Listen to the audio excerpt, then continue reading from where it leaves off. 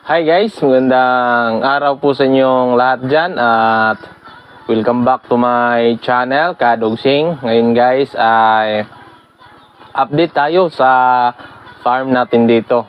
Yan kung ano na ba yung mga kaganapan dito sa ating farm. So ngayon pupunta tayo sa ating pinaka matanda na itik. Ito po sila ay mag 24 months ngayong katapusan ng December.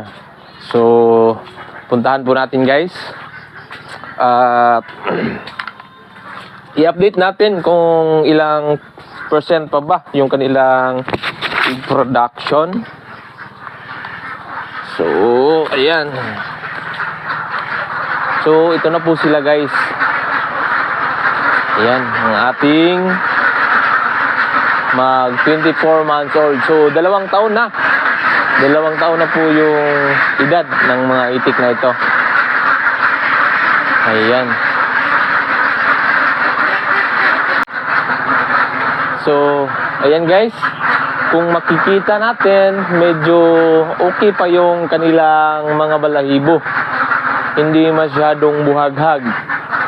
So kapag ganitong setup ay talagang ma-minimize yung kanilang stress at hindi masyadong buhaghag kung i-compare natin sa mga nakahanger type at medyo matatanda na. So ngayon guys, yung kanilang itlog dito ay nasa mga 80 pieces kada umaga mapupulot natin or 70 plus. At sila po dito ay nasa mga 140 female. So andun pa tayo sa nasa mga 50%. 50% yung kanilang egg production. Ito guys, ikakal na natin to kapag mag-drop na talaga sa 45% yung kanilang egg production na mga siguro mga 2 weeks, 3 weeks. Kapag hindi na talaga tataas ay ikakaling na natin sila. Sa ngayon, meron pa namang income na mapasobra sa ibawas natin yung kanilang feeds. So ayan, ito po yung ating 24 months old na itik. So sa ngayon nasa mga 53%. Ayan guys.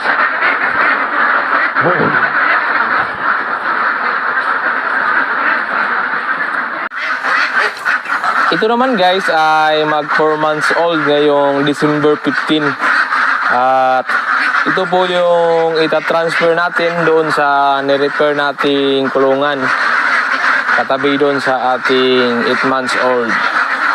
So ayan na po sila guys. Ang style natin dito guys sa ating kalakihing itik ngayon na batch ay pure feeds po ang ating pinapakain. Kasi nga dagdag study din to. Kasi meron tayong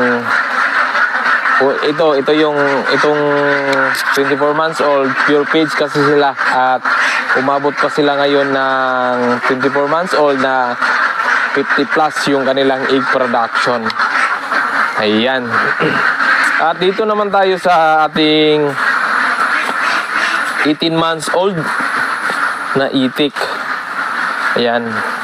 Ito po talaga ang dalawa yung mababa na production ngayon sa ating mga batch. Ayan po. So sila dito nasa mga 180 or 190 female. Ayan. At ang mapupulot na itlog natin dito nasa mga 110. Ayan. So talagang drop na production din. Ayan guys. So ito lang talagang dalawa ang medyo mababa yung egg production natin dito. At mayroon pa tayong tatlong batch na nag-laying na masasabi natin good production. So sila po yung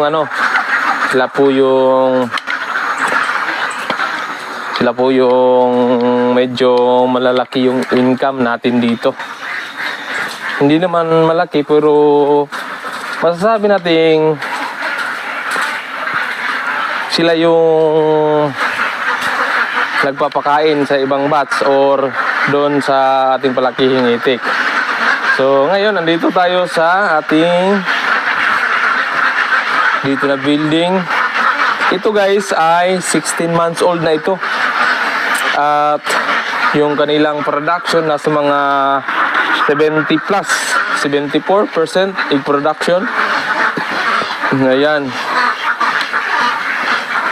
Yan po yung ating mga itik. So ganito lang yung setup natin dito. Masasabi kong mas maganda yung setup nila dito kaysa sa iba nating mga kulungan. Dito medyo maluwag sila. Malaki kasi ito na box guys. So ayan. At ito naman guys, ito yung ating 12 months old or 1 year. Ayan. At ang production naman nila dito ay nasa mga 70 plus din. Kasi nasa mga 230 plus sila dito. At ang mapupulot ng mga itlog ay nasa mga 170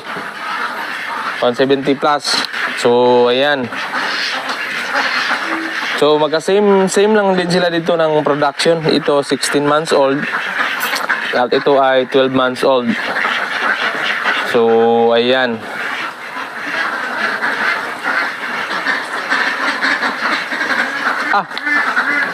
Hindi pala ito 16 months old guys.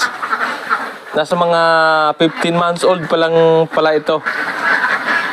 So 3 months lang yung agwat nila dito. At doon naman sa isang batch ay 3 months din. Sa ating 18 months old. 18 months old, 15 months old at 1 year. So every 3 months po tayong nag-add ng batch. So ayan na po guys. Ito po yung update natin dito sa ating farm. At ngayon pupunta tayo doon sa isa nating pang last na building natin, yung pahaba. Ayan. At sila dito ay nasa 18 months old. Ang sinusundan nila dito ay yung 12 months old. At ito na yung kasunod na batch. So 8 months old. Sila dito guys, merong naranasang problema. Ayan, meron nga tayong nalagas. At i-identify natin, hindi naman prolapse ang kinamatay. So ano nga ba yung mga ginagawa natin dito sa kanilang kulungan? Pinatag kasi natin yung kanilang flooring dito at hindi natin masyadong nalagyan ng Lysol sa ibabaw. So siguro sa tingin ko ammonia or na poison sila sa kanilang, kasi mabaho nga naman talaga kapag mabungkal yung Lysol nila dito. So dito lang lagi merong nalalagas guys na box, at dito wala naman, sawa ng Diyos. Ito lang talaga ang nalagas na natin dito ay sunod-sunod guys. Kada araw meron tayong mapupulot. Siguro sa mga 10 heads na female yung nakuha natin dito. At ang una nating findings sa pagkalagas nila, yung siguro ang analyze natin nung nakapulot tayo ng 3 patay. Ang analyze natin ay sobra sa pagkain. Kasi nga meron din naman tayong nakikita na mga sira yung puwet. So ang analyze natin ay sobra sa pagkain. So nagpababa po kami ng grams dito lang na box. Binawasan namin yung limit nila kada araw. So mga ilang araw, meron pa rin kaming napupulot na mga patay. So, yun na. Doon na namin na finalize na baka sa ammonia yon kasi nga nag-plane kami dito, nagpatag kami dito sa kanilang flooring. Ganito kasi yung sitwasyon yan guys. Ayan, medyo walang risal doon at dito medyo mabundo. So, kinuha namin dito at nilagay namin doon sa gilid. So, ito po yung sitwasyon dito. At siguro mga 70% na sure tayo na ammonia yung kinamatay nila dito sa mga siguro mga 10 heads. So, ayan guys. At ito yung ating 8 months old na itik. At ang kanilang production dito guys, nasa mga 160 plus. At 160, 170 egg kada umaga. At ang bilang nila dito ay nasa mga, ano na lang sila dito, 248. Nung una natin silang parito, nasa mga 260 heads, female. So, merong nalagas, nasa mga 248 na lang sila ngayon na bilang. So, ayan po yung update sa ating farm. At dito naman tayo guys, ito yung ating ni-repair na kulungan. Ayan. Saktong-sakto, dito natin ilalagay yung ating mag 4 months old. Talagang RTL. So, dito natin ilalagay. So, malapit nang matapos guys at ito na yung tubigan. Dati kasi, dyan lang yung tubigan nito. So ngayon, na-analyze natin, na nakita natin na medyo baba talaga sila dito ng production i-compare sa ating naka-pair box. So talagang ginaya na natin lahat. Naka-pair box na lahat ang ating kulungan.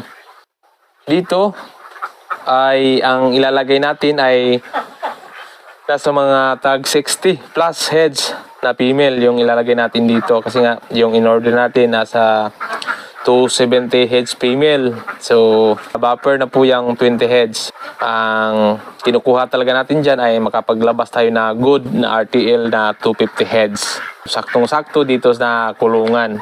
Ito na po guys. Hanggang dito na lamang guys. At ito po yung update sa ating farm. Matagal-tagal po tayong hindi nakapag-upload kasi nga December na guys. Pag December talagang medyo busy. So ayan. Nag-ano lang tayo dito, nag-quick video lang tayo. Hanggang dito na lamang guys ang ating video at muli magandang araw po sa inyong lahat dyan.